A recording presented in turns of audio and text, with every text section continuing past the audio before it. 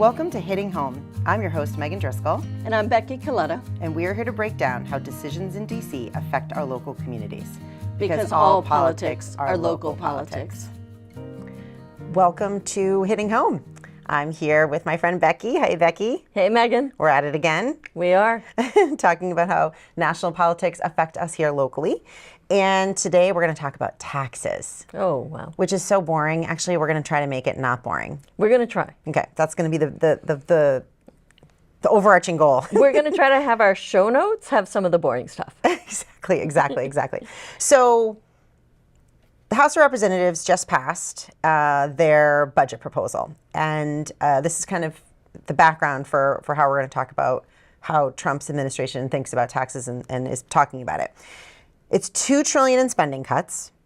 It's $4.5 trillion in spending basically over the course of time for tax cuts. It's going to raise the debt ceiling by $4 trillion. But he is touting in here these cuts are essentially going to pay to cut your taxes. And I think when you get into the details, and what we're learning is that when Donald Trump says you're getting a tax cut, he means that. It's just not really for you, right? It's for such a small group of people, and that's what we're going to get into today. So he means it. People are getting a tax cut. It's just not anybody that I know. Right. It doesn't apply to them. So tell me a little bit about, why don't you talk a little bit about what is in the tax proposal? And this kind of goes back to sort of some of what he was talking about before he was elected and some of what they're talking about now. So the biggest piece of it is in 2017, there were tax cuts, right? And those tax cuts largely went to the wealthy. But there were tax cuts. Those are due to expire at the end of 2025 if nothing happens. So a big part of this is to make those tax cuts permanent. Mm-hmm. And then the other piece of it is to also deal with some of the deduction issues, the state and local tax cap. This goes to how much of your state and local taxes can be deducted from your income taxes, from your federal income taxes. It also has some more technical issues with regard to corporate tax deductions that, again, help the wealthy more than they help the rest of us. And then more recently, we have the tariffs piled on top of that. Yeah. But even if we take the tariffs out of it, I mean, I've seen some of the numbers with regard to the tax debt, or how the tax cuts will actually affect the certain populations of people. There's a great graph. I think we're going to have a link to it in the show We'll have notes. a link to it. Yep. Yeah, which basically shows how the bottom 20, 40, 50, 60% actually lose money in the tax cuts when you add on the tariffs. Add on the tariffs. Yeah, but even without the tariffs. Without the tariffs. Yeah, I mean, we're looking here, like the poorest 20% would save $140 a year. The fourth 20%, and we're talking about people who are making around $150,000 a year, are going to save around maybe $3,200 a year before the tariffs kick in. Yeah. Once the tariffs kick in, they're losing money. Yeah. The wealthiest, 5%. 5%. So the wealthiest, the 4% are getting $20,000 a year back. Yeah. In cuts. Well, that's what and the richest 1%, it's more like $80,000 a year. Yeah. I mean, when that's without a ton of tax planning. Right, and that's what I'm saying. When he says I'm offering tax cuts, he's offering it to the top 5%, and it's on the backs of the bottom 95%, essentially, because when you add in the tariffs, almost every category of person loses money except for the wealthiest 5%. Right. So when they're slashing federal services and Medicaid or education or firing people willy-nilly, it's about looking like you're saving a ton of money, not really saving any more than the inspectors general would have saved, probably less. Yeah. Getting the inspectors general from looking at programs that their friends were getting investigated by, and then taking what little savings they come up with, or what big savings they do if they slash Medicaid and Medicare and Social Security, and they're giving it to the wealthy who don't need it. Right. I mean, if anything in this country, we see a growing gap between the poor, the middle class, and the wealthy. Yeah, And we have the a wealth wealthy gap. are We have a getting- wealth gap problem. We have a huge wealth gap problem, and this only makes it worse. But you know, when we take it down to the state level, we look at the fact that in Massachusetts, the average tax change is going to be very minuscule. And if we look at it, there's about 2.75 million households in Massachusetts. So you figure there's about 550,000 households in each bracket of 20%. So most of these analyses of these tax cuts break it into 20%. By earnings. Yeah. Like up to 30,000, Quintiles. between 30 and 60,000, Right. between 60,000 and 100, yeah. So in Massachusetts, the poorest 20% earn less than 32,000. The second 20% earn between 32 and 67,000. The third 20% earn between 67,000 and 117,000. And the fourth 20% make between 117,000 and, oh geez, I can't read that one, 187. And then the next 15% are 187 to 487. So when we're talking about the 4% and the 1%, we're talking about 467 to 1.2 million, and the richest 1% make more than 1.2 million a year. Annually, yeah. Annually. Yeah. Right? So when we're talking about people say, well, I'm doing better, I might get a bigger tax break. Are you really in that range of 467 to 1.2 million? Yeah, so I think that's that- the top 5% we're talking about. Yeah, I think the people what people need to know, I think in Massachusetts is unless you make over $400,000 a year, if you take if we just did the tax breaks, we looked at them alone, right? Mm-hmm. If you add anything onto there, like tariffs, maybe not even at 20%, or the slashing of Medicaid or anything, every single person except for the top 5% will actually be paying more. Yep. So But the 5% will never be paying more. So we have that in the show. We'll have that in the show notes. So, like, let's take a woman who makes $50,000, has 2 kids, single mom. Which I can't even imagine how you can live in Massachusetts on $50,000 with 2 kids. But yes, I agree. There are people doing it. It's hard. People have to do it. Yeah.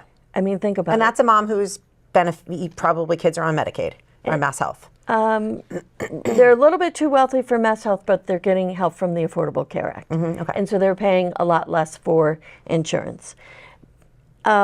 She'll get maybe $500 a year in tax relief from the... Before the tariffs. But because she has to spend all of her income to survive every month, Yeah. the tariffs hit all of her income, not just a piece of her income, right? Right. Because she's, let's say, the wealthier are able to take some of that money and save it. Someone who's making $50,000 a year with 2 kids is unlikely to be saving much in Massachusetts. No, they're using all of their income for their rent and utilities and food and yes. And things like avocados that are going to go up with tariffs. Well, I don't think she's going to be able to have avocados anymore. So the taxes and tariffs will cost her about $1,400 a year. Yeah. So her savings, if you looked at the tax breaks that he's offering to the public with his tax plan, she would be saving how much? $500. Okay. And if these tariffs go into place?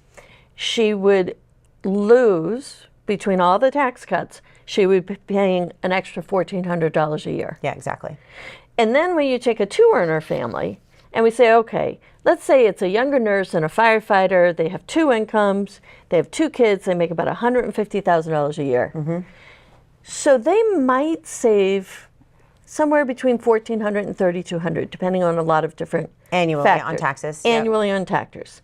And it also depends on whether or not, because part of what the new plan would do in addition to making permanent tax cuts is to make certain categories of income like Social Security, overtime, and tips not subject to federal income tax. So if, depending on where some of that money comes from, they might get a slightly bigger tax break. Note, this is really not taxes that aren't going to expire. So when you really look at it, you're still going to,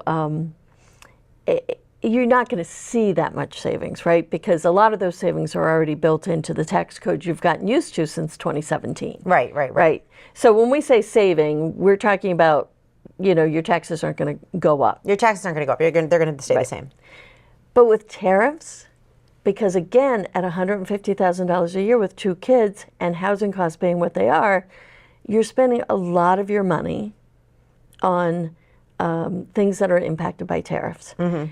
So the predictions, and again, it'll be in our show notes, resources to look at this yourself, they're going to have about an $1,800 net increase in overall tax impact. Yeah.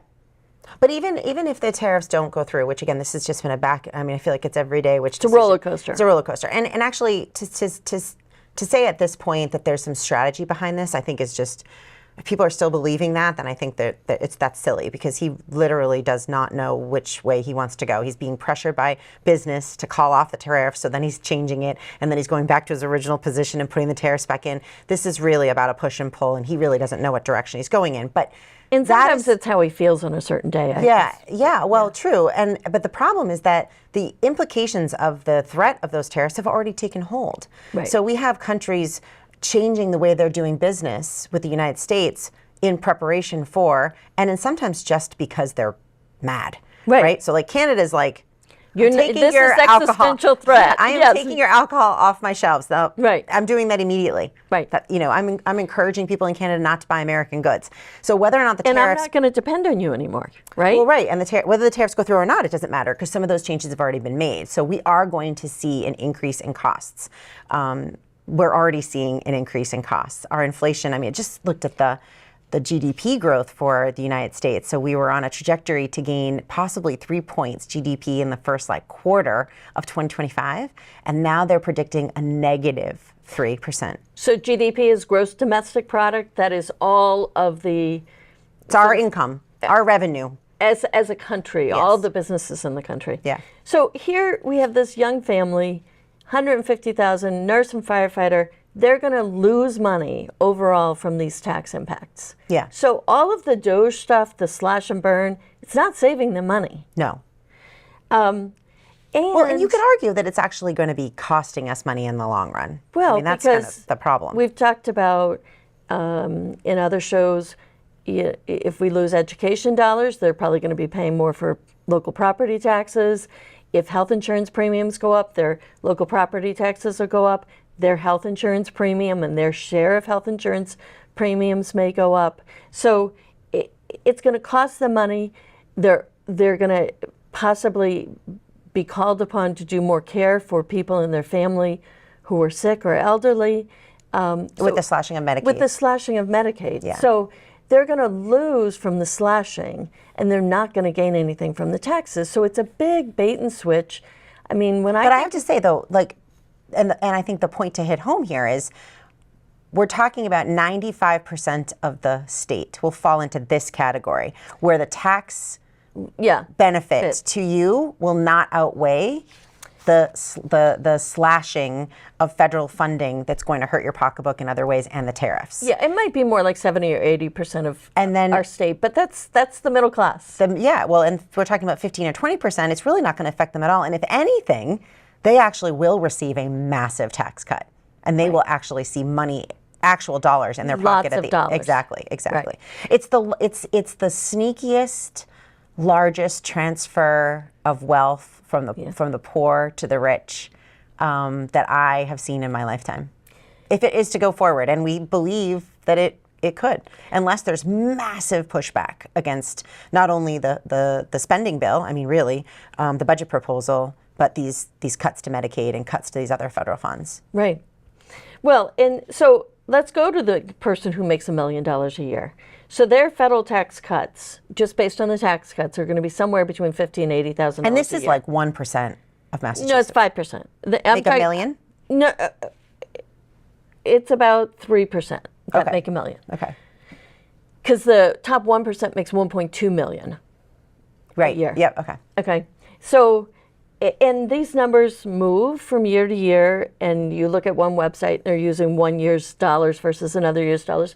But we're roughing it here, because we're trying to look at what the broader impact is, if you want to get down to the fine tooth, you go to the sources we're going to put down in our show notes.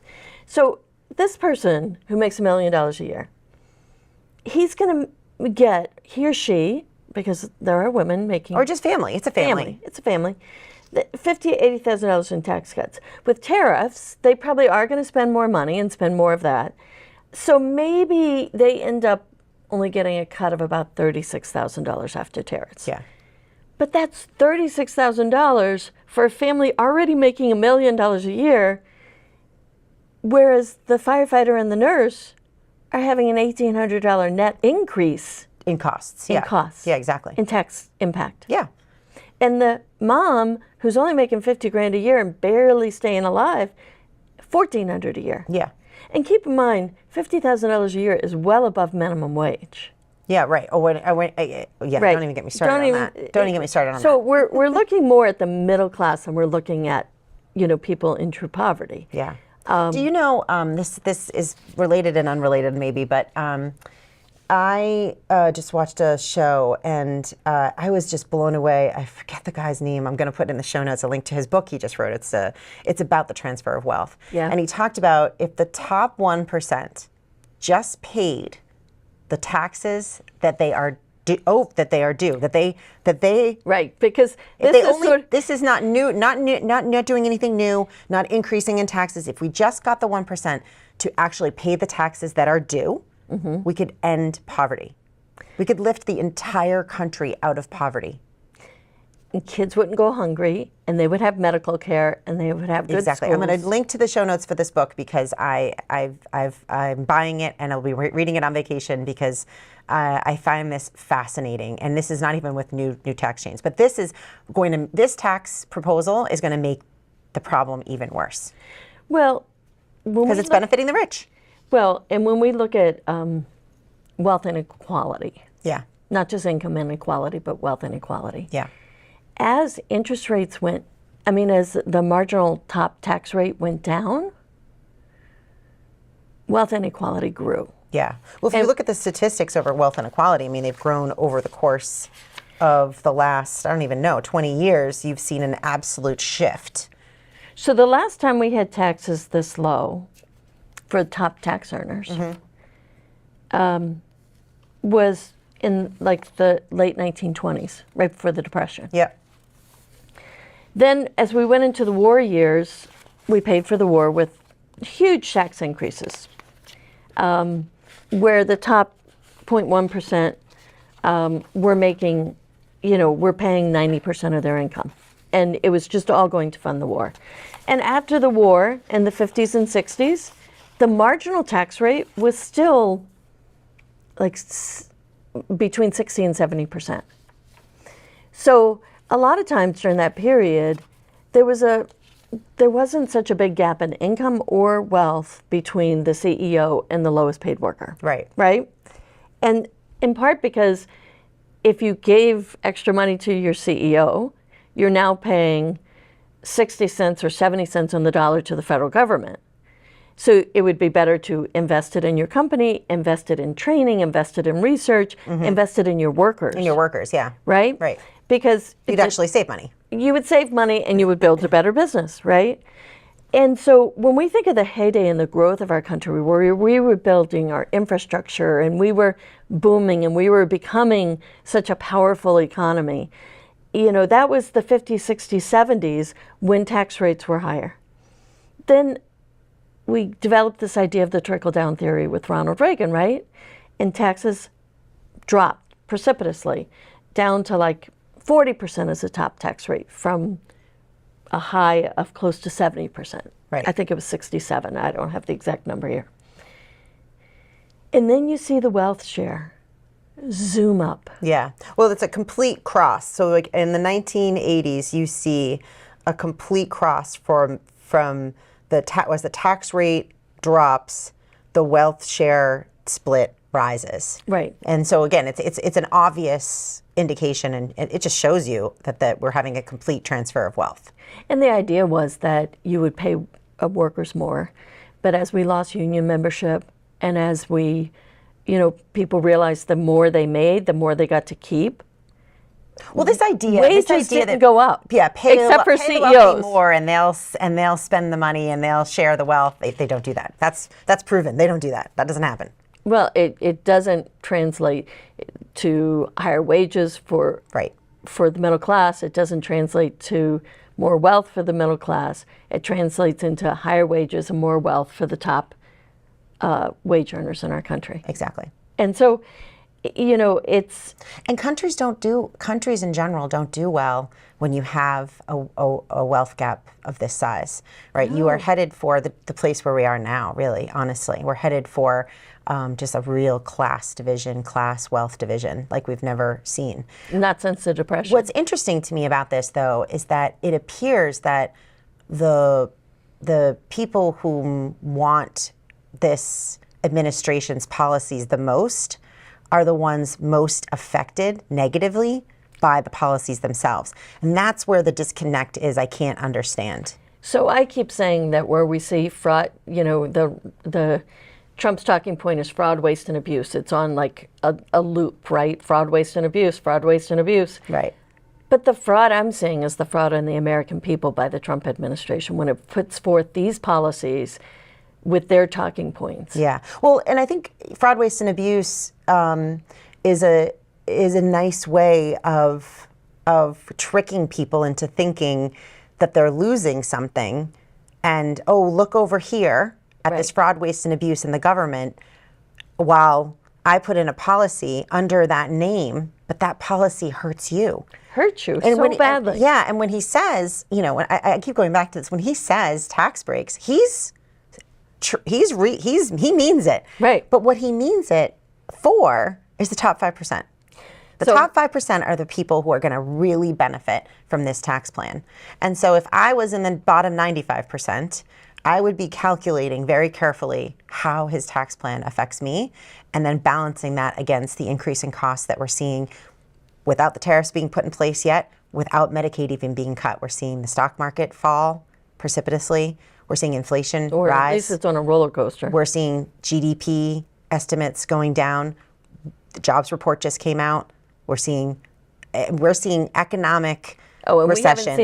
We haven't seen the half of it. Yeah, we're looking towards heading into a recession. And on top of that, we have these tax breaks for the rich. So my dad and my uncle grew up really, really poor. And then they did pretty well for themselves for two kids who didn't graduate from high school and got their GEDs. But their joke used to be, the poor are getting rich off of you. Yeah, it's true, right? And that was their joke, because of course the poor aren't getting rich. The rich are getting rich. Yeah. And I just don't know why people buy it. I know. Why are people siding with Elon Musk that they have nothing in common with? Is that Elon Musk, as a billionaire who clearly has his self-interests in mind, how can anyone see themselves in that? I don't understand. I just don't understand it. I don't get it either. Yeah. And I personally probably benefit from some. I'm not on Mass Health. I don't have, I'm not going to be in a situation where you built your business. I'm in a good position financially. You're in a good position financially. And I am screaming to people that this is just so unfair for every single friend and family member I have, that this is not going to work for you.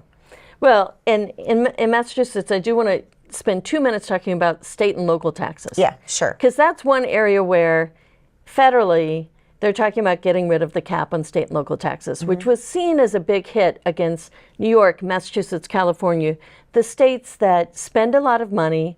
They do really well on outcomes like medical care, number one in education. Yeah. All of these businesses thrive in these states. Yep. So when the cap went in, we were like, oh, geez, that's really going to hurt our ability, because property taxes now aren't, people aren't going to itemize because they increase the standard deduction. But so you're going to end up with more pressure in our states not to tax, because people can no longer deduct all of those taxes from their federal income tax. And keep in mind, the state and local tax exemption goes back to the first income tax in the late 1800s. And so what's happening here is that it does impact us negatively. But on the other hand, the reason why he wants to eliminate the cap is not to help blue states like Massachusetts. It's because, again, it hugely benefits the wealthy, who have much bigger property taxes, much bigger income taxes paid at the state level. And so it really is pressure coming from people, even people like you have a Republican congressman in upstate New York who they need because they can't lose any Republican votes on this. Right. And they're saying, get rid of the cap. It's going to, again, be a wealth transfer to the wealthy. Yeah. And it's hard for me to not want it because it helps a blue state be able to tax appropriately to provide the services that I'm happy we're able to provide here. But it does, it's a little bit, watch the SALT exemption, SALT, state and local tax. Watch that exemption, watch that cap, pay attention to it because it'll affect us here in Massachusetts, but it also is, again, part of this, at the end of the day, really focusing on how do we give more money and more tax breaks to the wealthy who already are paying such a smaller percentage of their income. And the other thing, you know, we're talking about Social Security. Can we save Social Security? The Social Security stops. That tax, payroll tax, stops at $167,000 a year. So if you're making $1 million a year, most of your income is not subject to that Social Security tax. Right. We could save Social Security and grow it and make it stronger if we took away that cap. Yeah. Well, I think and it would be fairer to everybody. Yeah. I think the message here today is that I hope you don't believe the sort of the words that are being said about fraud, waste, and abuse, and you actually kind of like look underneath the hood to what that actually means as it relates to your taxes and what you pay. We're gonna, in the show notes, put a direct link where you can figure out where you sit in Massachusetts and kind of do the math for yourself. And we would love to hear back from you. So we would like to know where you sit, what this means to you, and what your concerns are, you know, because I think this is, again, the largest transfer of wealth from the poor to the rich that I've seen in my lifetime. And it could be devastating to our bottom 60, which again are our firefighters, there are nurses, there are teachers, there are single moms, there are struggling families, there are young people who are just starting out. So this has wide-ranging effects. So please do that, let us know. And again, we will continue to bring you sort of bigger topics, complex topics, try to break them down so you've understood them. Please let us know if we're doing that effectively. And thanks for watching.